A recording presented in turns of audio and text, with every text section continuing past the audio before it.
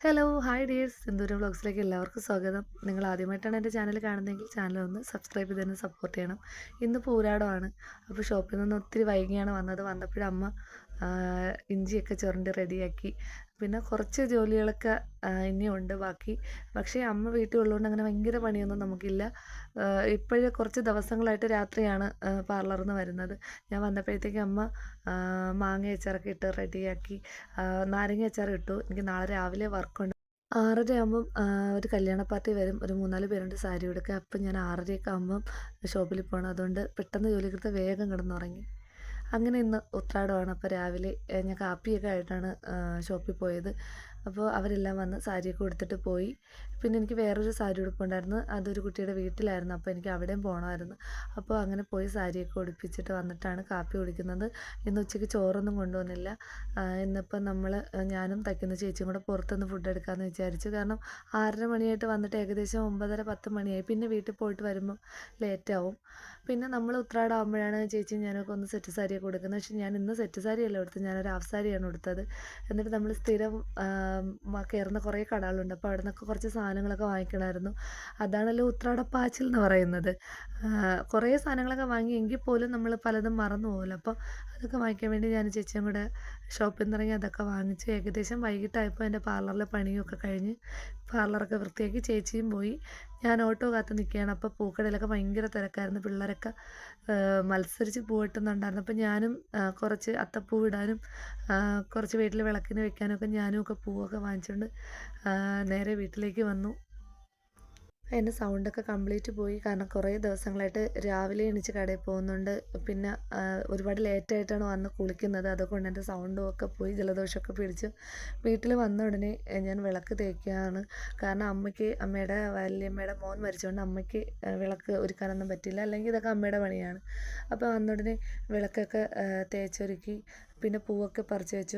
നമ്മൾ പൂക്കടയിൽ നിന്ന് വാങ്ങിച്ചെങ്കിലും വീട്ടിലുള്ള കുറച്ച് പൂവൊക്കെ പറിച്ച് വിളക്കിൻ്റെ മുമ്പ് വെച്ചു. പിന്നെ എനിക്ക് തൂക്കണമായിരുന്നു. അങ്ങനെ പെട്ടെന്ന് ഓടിച്ച് മുറ്റമൊക്കെ തൂത്തിട്ട് നേരെ പോയി കുളിച്ചു. തൂത്തുകൊണ്ട് നിന്നപ്പോഴത്തേക്ക് താഴത്തെ ഉണ്ണോളി ചേച്ചി ഒരു തടിയങ്ക കൊണ്ട് തന്നു. അവിടെ ചേച്ചിയുടെ പെരടത്തിലുണ്ടായതാണ്. അപ്പോൾ എല്ലാ വീട്ടിലും കുറേശ്ശെ കൊടുത്തിട്ടുണ്ട്. അങ്ങനെ നമുക്കും കിട്ടിയ ഒരു കഷ്ണം. അങ്ങനെ ചേച്ചി അതുകൊണ്ട് തന്നിട്ട് പോയി. പിന്നെ കുളിയൊക്കെ കഴിഞ്ഞിട്ട് നേരെ വന്ന് വിളക്കൊരുക്കാമെന്ന് വിചാരിച്ചു. നാളെ എന്തായാലും നമ്മൾ അത്തം ഇടാമെന്ന് വിചാരിച്ചു. സാധാരണ അങ്ങനെ അത്തം ഇടാൻ നേരമൊന്നും കിട്ടാറില്ല. അതുകൊണ്ട് അത്തം ഇടാറുമില്ല. പക്ഷേ ഇന്ന് നമുക്ക് ലാസ്റ്റ് ഒരു ദിവസം അത്തം ഇടാമെന്ന് വിചാരിച്ചു. ഞാൻ നോക്കിയപ്പോൾ കൊച്ചേട്ടൻ തിട്ടയൊക്കെ റെഡിയാക്കി. നമ്മളിതൊന്നും ചെയ്തില്ല. എനിക്ക് ഷോപ്പ് വരെ ഒന്ന് പോകണം. പോയിട്ട് വന്നിട്ട് ചെയ്യാമെന്ന് വിചാരിച്ചു. ഞാൻ വന്നപ്പോഴത്തേക്കും മോൻ വിളക്കൊക്കെ കത്തിച്ച് റെഡിയാക്കി. അമ്മ ഇഞ്ചിയൊക്കെ ഇട്ട് ആകെ തളർന്ന് ഇവിടെ ഇരിക്കുകയാണ്. അതുകൊണ്ട് ഇനി അമ്മയ്ക്ക് റെസ്റ്റാണ്. ഇനി എനിക്ക് ബാക്കി കറിക്കെല്ലാം നാളെ അരിഞ്ഞ് വെക്കണം. ഇല്ലാന്നുണ്ടെങ്കിൽ രാവിലെ ഭയങ്കര ബുദ്ധിമുട്ടാണ്. അങ്ങനെ അമ്മ ഇഞ്ചിയൊക്കെ ഇട്ട് റെഡിയാക്കിയത് കൊണ്ടാണ് അമ്മയ്ക്ക് ഇത്രയും ക്ഷീണം. കാരണം ഒരുപാട് നേരം നിന്നാലാണല്ലോ നമുക്ക് ഈ ഇഞ്ചി റെഡിയാക്കാൻ പറ്റുന്നത്. അങ്ങനെ നാളത്തെ അത്തത്തിനുള്ള പൂവൊക്കെ കുറച്ച് പിള്ളേർ പറിച്ചുകൊണ്ട് തന്നതെല്ലാം കൂടെ അവിടെ വെച്ചിട്ടുണ്ട്. ഞാൻ ഷോപ്പിൽ പോയിട്ട് വന്നപ്പോഴത്തേക്ക് എൻ്റെ അത്തത്തിട്ടയും റെഡിയാക്കിയിട്ട് കൊച്ചേട്ടൻ. അപ്പം ഞാൻ വിചാരിച്ചു ആ സമയം കൊണ്ട് കറിക്ക് എല്ലാം ഒന്ന് അരിഞ്ഞ് വെക്കാമെന്ന്. അങ്ങനെ തോരത്തിനും പച്ചടിക്കും അവിയലിനൊക്കെ അരിഞ്ഞ് വെച്ചപ്പോൾ എനിക്കൊരു കസ്റ്റമർ വിളിച്ചു. അങ്ങനെ ഞാൻ വീണ്ടും ഷോപ്പിലേക്ക് പോയി. മിക്കപ്പോഴും ഉത്രാട സമയം ഇങ്ങനെയാണ്. ഷോപ്പിൽ നിന്ന് വരും, വീണ്ടും പോവും, വീണ്ടും വരും, അങ്ങനെ തന്നെയാണ്. അങ്ങനെ ഇന്നത്തെ ഉത്രാട തിരക്കിൽ ഞാൻ വിചാരിച്ചു നഗരൂർ ജംഗ്ഷനൊക്കെ ഒന്ന് വീഡിയോ എടുക്കാമെന്ന്. അങ്ങനെ കുറച്ച് ഒരുപാടൊന്നും എടുത്തിട്ടില്ല. ജംഗ്ഷൻ വരെയുള്ള കുറച്ച് വീഡിയോ എടുത്തിട്ടുണ്ട്. എൻ്റെ കസ്റ്റമർ അവിടെ എന്നെ വെയിറ്റ് ചെയ്തിരിക്കുകയാണ്. അവൾക്കും കൂടെ കഴിഞ്ഞിട്ട് വേണം എനിക്ക് വീണ്ടും വീട്ടിലേക്ക് വന്ന് ബാക്കി പണി ചെയ്യാൻ. അങ്ങനെ ഷോപ്പിലെത്തി ബാക്കി പരിപാടിയൊക്കെ കഴിഞ്ഞു. അങ്ങനെ ഒരു അരമണിക്കൂർ കഴിഞ്ഞപ്പോൾ ഞാൻ അവിടെ നിന്ന് ഇറങ്ങി. വന്നപ്പോൾ ഞാൻ പൂക്കടയിൽ നിന്ന് കുറച്ചുകൂടെ പൂവ് വാങ്ങിച്ചിട്ടാണ് വന്നത്. അപ്പോൾ രാവിലെ വാങ്ങിച്ചാൽ ഭയങ്കര തിരക്കായതുകൊണ്ട് കുറച്ച് എണ്ണം തന്നോളൂ. പിന്നെ ചെന്ന് ചോദിച്ചപ്പോൾ തോനെ പൂ എടുത്ത് തന്നായിരുന്നു. അപ്പോൾ ഞാൻ വെച്ചാൽ അതെല്ലാം കൂടെ ഇന്നങ്ങ് സെറ്റ് ചെയ്ത് വെച്ചാൽ രാവിലെ പാടില്ലല്ലോ എന്ന്. അങ്ങനെ പിള്ളേരും ഞാനും കൂടെ പൂവൊക്കെ റെഡിയാക്കി. ഇനി നാളെ രാവിലെ നമുക്ക് അമ്പലത്തിൽ പോകണം. എല്ലാ തിരുവോണത്തിനും നമ്മൾ അമ്പലത്തിൽ പോകാറുണ്ട്.